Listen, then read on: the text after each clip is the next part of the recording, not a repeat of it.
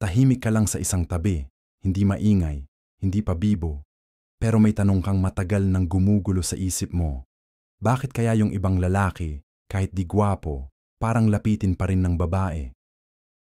Simple lang ang sagot, kapatid. Hindi lang itsura ang basehan ng tunay na atraksyon. Ang tunay na panlaban ay hindi makikita sa salamin, kundi sa ugali. Sa video na ito, tatalakayin natin ang 7 ugaling di matanggihan ng babae. Ito ang mga katangiang walang expiration, walang filter, at walang kasinungalingan.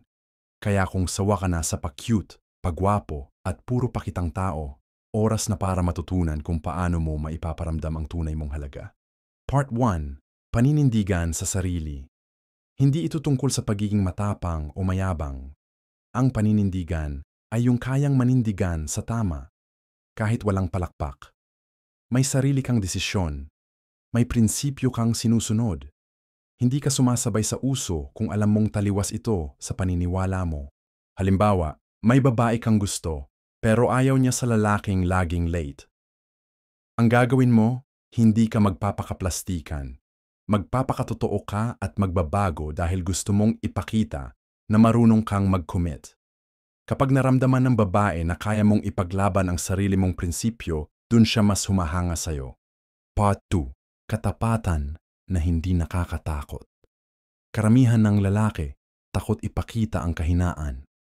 Pero alam mo bang ang pagiging totoo ay isa sa pinakamapang-akit na ugali? Marunong kang umamin pag nagkamali. Hindi mo ikinukubli ang lungkot, takot, o galit. Hindi mo pinaplastik ang sarili mo para lang magustuhan ka. Halimbawa, sabihin mong, hindi ako perpekto, pero ginagawa ko ang makakaya ko. Mas gugustuhin niya ng babae kaysa sa lalaking puro flex. Ang babae ay humahanga sa lalaking hindi kailangan ng maskara para lang mahalin. Part 3. Paggalang sa sarili at sa kanya. Kung gusto mong respetuhin ka, dapat alam mong magbigay ng respeto. At ang respeto ay hindi lang sa pananalita. Nasa kilos, intensyon, at timing. Hindi mo siya kinukulit sa chat kung hindi siya available. Hindi mo siya pinipilit na sagutin ka agad-agad. Hindi ka nagmamadali. Kasi alam mong ang mga bagay na mahalaga, hindi minamadali. Bonus, kapag marunong kang rumespeto, hindi lang siya ang nai-inlove sa'yo. Pati mga kaibigan at pamilya niya, nire-respeto ka rin. Part 4. Kalma, pero kapani-paniwala. Hindi mo kailangang maging maingay para mapansin. Ang tahimik pero maayos magsalita, may sense at hindi pa epal, yan ang malakas ang dating. Hindi ka barubal magsalita pero confident ka. Hindi ka sabog sa opinyon pero may punto ka. Hindi ka nananakot pero alam nilang may laman ang sinasabi mo. Tip. Sa tuwing maglalakad ka sa isang lugar, huwag mong isipin kung ano ang iniisip ng iba. Isipin mo kung anong klaseng presensya ang gusto mong i-project. Part 5. Marunong makinig. Isa ito sa pinaka-underrated na ugali sa lalaki. Pakikinig. Hindi mo siya pinipilit magsalita, pero binibigyan mo siya ng space. Kapag may problema siya, hindi mo agad sinusolusyonan. Minsan, gusto lang niya ng makikinig. Alam mong hindi laging ikaw ang bida sa usapan. Kapag marunong kang makinig, nararamdaman niya na importante siya.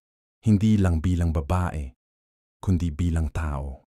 Part 6. May layunin sa buhay.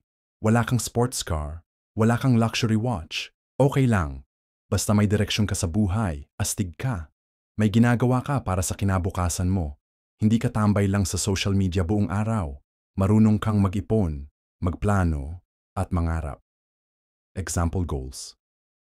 Magnegosyo. Mag-aral ulit, mag-invest sa sarili. Skills, health, mindset. Babae ang unang naa-attract sa presensya mo. Pero nananatili siya kapag nakita niyang may patutunguhan ka. Part 7. Pag-aalaga na hindi kontrolado. Hindi mo kailangang ibigay ang buong mundo para lang mahalin. Ang kailangan lang ay iparamdam mong iniisip mo siya kahit di mo siya hawak. Pinaparamdam mong safe siya sa'yo. Alam niyang may boundaries ka rin, pero bukas kang magmahal. Hindi mo siya kinokontrol, pero nandyan ka kapag kailangan ka niya. Example, wala akong balak baguhin ka. Gusto lang kitang sabayan sa lakad mo. Yung feeling na hindi siya kailangang magpanggap sa harap mo. Yun ang pinaka-nakakahulog ng loob. Ngayon, isipin mo, gaano man kagwapo ang lalaki kung puro yabang, puro laro, at puro ego ang dala. Mawawala rin yan. Pero ang lalaking may paninindigan, totoo, magalang kalma, marunong makinig, may layunin, marunong mag-alaga. Yan ang hindi madaling kalimutan. Kung gusto mong makilala bilang lalaking hindi lang pogi, kundi mahalaga, i-comment mo ngayon, ugali ang panalo. At huwag kalimutang mag-like, share, at subscribe sa channel para sa mas marami pang videos tungkol sa pagiging lalaking may puso, respeto, at paninindigan. Next episode, hindi mo kailangang maging perpekto. Paano mahuhulog ang loob ng babae sa tunay mong sarili? Hanggang sa susunod, kapatid, alagaan mo ang ugali mo kasi yan ang tunay na porma.